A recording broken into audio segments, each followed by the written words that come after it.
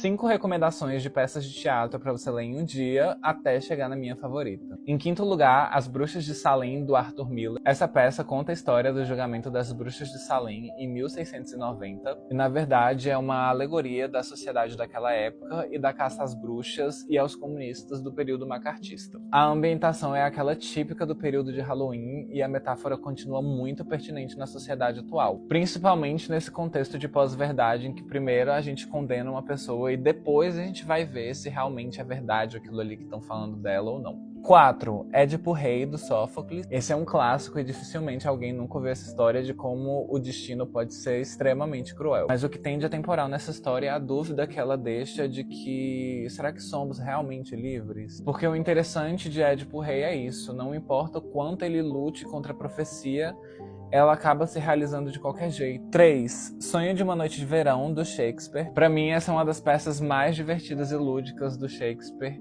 e sempre me interessou muito justamente por ele trabalhar essa coisa mais do sonho, do etéreo. A história é recheada de personagens da mitologia grega e ela narra quase que uma ciranda de amor, em que Hérnia quer Lissandro, mas ela tá prometida em casamento pra Demétrio, que é alvo da paixão de Helena, que é a melhor amiga de Hérnia. E aí, o que eles fazem? Resolvem fugir para uma floresta encantada, com duendes e seres mágicos, e lá tem um duende com uma poção que faz a pessoa se apaixonar pela primeira criatura viva que ela vê. É uma doideira divertidíssima de ler. Em segundo lugar, Esperando Godot, do Samuel Beckett. Esse é um clássico do teatro do absurdo e é aquele tipo de peça que quanto mais você pensa, mais interessante ela fica. A gente acompanha a dupla Estragon e Vladimir e eles estão esperando um sujeito chamado Godot, mas a gente não sabe quando ele vem ou por que ele vem. E nisso os diálogos vão desenvolvendo e parece que existe um vazio ali no meio que vai ficando cada vez maior, com um subtexto meio nihilista, e a dupla lembra uma coisa muito Debi Lloyd, sabe? É impressionante. Em primeiro lugar, Hamlet, do Shakespeare. A peça conta a história do príncipe Hamlet que quer se vingar da morte do seu pai.